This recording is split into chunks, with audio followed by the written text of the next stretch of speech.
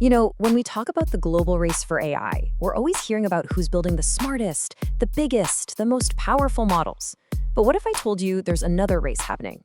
One that's a whole lot quieter and maybe, just maybe, a lot more important. So, get this. The CEO of Airbnb, Brian Chesky, comes out and says he relies a lot on Chinese AI from Alibaba for really important stuff like customer service. And you have to ask why? Well, the answer couldn't be simpler. It's good, it's fast, and it is incredibly cheap. But that's the thing, right? When something seems that good, that fast, and that cheap, it always makes you wonder, what's the catch? What's the actual cost hiding behind that amazing price tag? Okay, let's really get into this.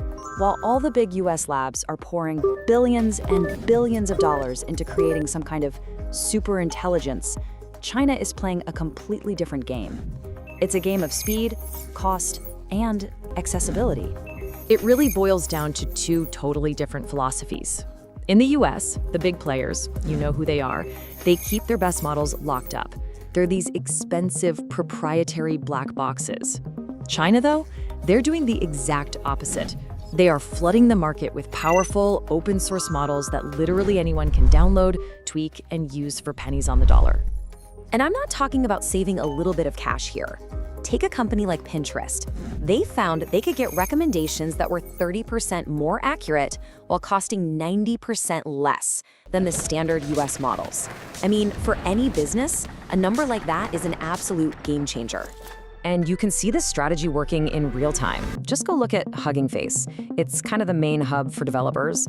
On any given week, you'll see Chinese models from labs like Alibaba just dominating the download charts. Sometimes they take 4 of the top 5 spots. They are absolutely winning the battle for developers' hearts and minds. So, that's the software. But this race isn't just happening in the cloud. Oh no, it is moving into the physical world, fast. And in this arena, China isn't just competing, it's threatening to run away with the whole thing. This quote right here just nails it. For the last decade, it was all about code. But now, the future belongs to whoever can master embodied AI. We're talking robots, drones, sensors, the actual hardware that touches and interacts with our world. And here's the kicker. China basically controls the supply chain. Take LiDAR, for example. Those are the laser eyes that robots and self-driving cars use to see. China makes an estimated 70% of the entire world's supply. And it's the exact same story with humanoid robots.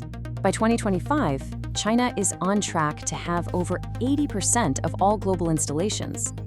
The scale is just staggering. See, the faster you deploy, the more data you collect, which makes your next robots even better. It creates this powerful, accelerating feedback loop. So what's the end game? Well, the vision is pretty clear. Massive, fully automated factories that run 24/7 in the dark, churning out even more robots, all operated by a workforce that never gets tired, never asks for a raise, and never, ever sleeps.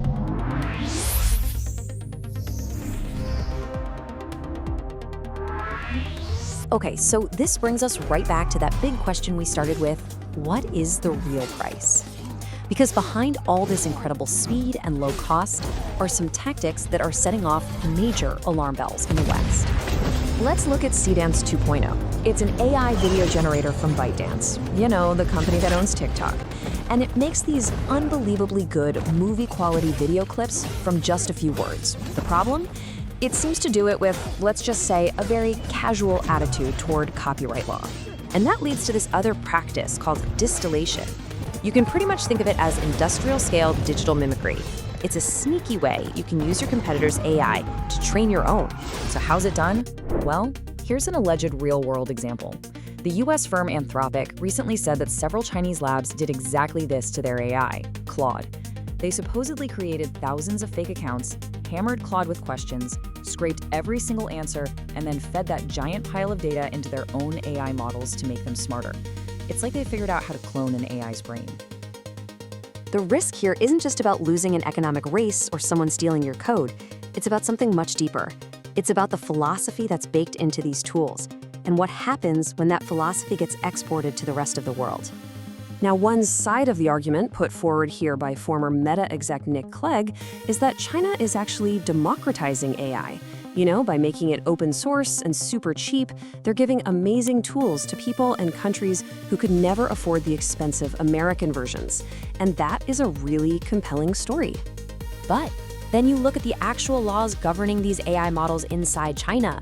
The rules say algorithms must uphold mainstream value orientations and disseminate positive energy.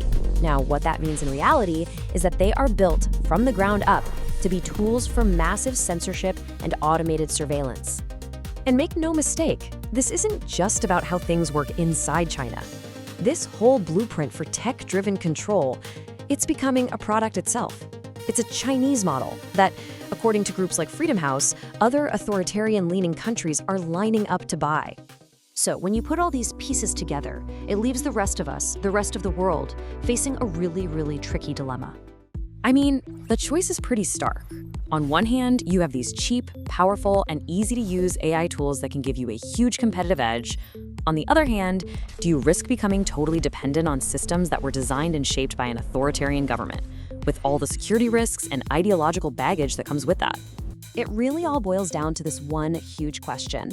Is it actually possible for the world to embrace all the incredible benefits of China's low-cost AI without slowly, maybe even accidentally, adopting the values that are baked right into its very code? That's the real gamble.